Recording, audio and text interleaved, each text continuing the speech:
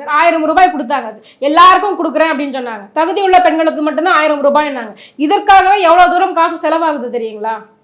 எங்க வீட்டுல இருந்து என்னுடைய பர்சனல் நான் சொல்றேன், என் வீட்டுல இருந்து என் வங்கியில இருந்து என்னுடைய குடும்பத்தார் வங்கியில இருந்து மினிமம் பேலன்ஸ் இல்ல. நாங்கெல்லாம் அடித்தட்டு மக்கள்ல இருக்கோம், அடித்தட்டு நிலைமையில இருக்கோம். மினிமம் பேலன்ஸ் கொள்ளையடிக்கிற கோடிகள் எத்தனை தெரியுமா?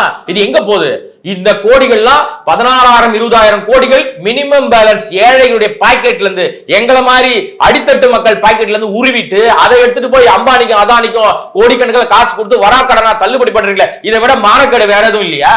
இங்க வந்து 1000 ரூபாய் கொடுத்தது கதை சொல்லிட்டு இருக்கீங்க. அந்த 1000 ரூபாய் வச்சு நாங்கெல்லாம் என்ன பண்றோம்னு பல பெண்கள் நீங்க வந்து எடுத்து பாருங்க. நீங்க வெளி உலகத்தை பாக்குறதே இல்லைங்க. இந்த பக்கம் 1000 ரூபாய் கொடுத்துட்டு இந்த பக்கம் டாஸ்மாக்ல வாங்கிக்கிறீங்களா இல்லையா? வெளி உலகத்தை நீங்க பாக்குறதே இல்லைங்க. நீங்க வந்து எல்லா இடங்களிலும் இந்த பிரச்சனை இருக்கு.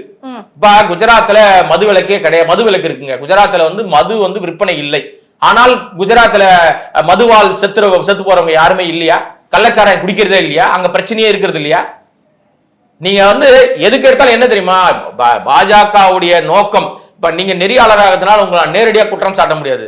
ஆனா உங்க கேள்வி எடுக்கிறீங்கல்ல, இந்த கேள்விகள் சொல்றவங்க எல்லாம் என்ன சொல்றாங்கன்னா, நாம ஒரு விஷயத்த சொல்லிட்டு இருக்கும்போது அதுல இருந்து அப்படியே ரொம்ப வித்தியாசமா நம்ம ஒரு கேள்வி கேட்டோம்னா அந்த கேள்விக்கு பதில் சொல்ல மாட்டாங்க. ஆனா நாமளே அசந்து போற மாதிரி ஒரு கேள்வி கேட்பாங்க பாரு.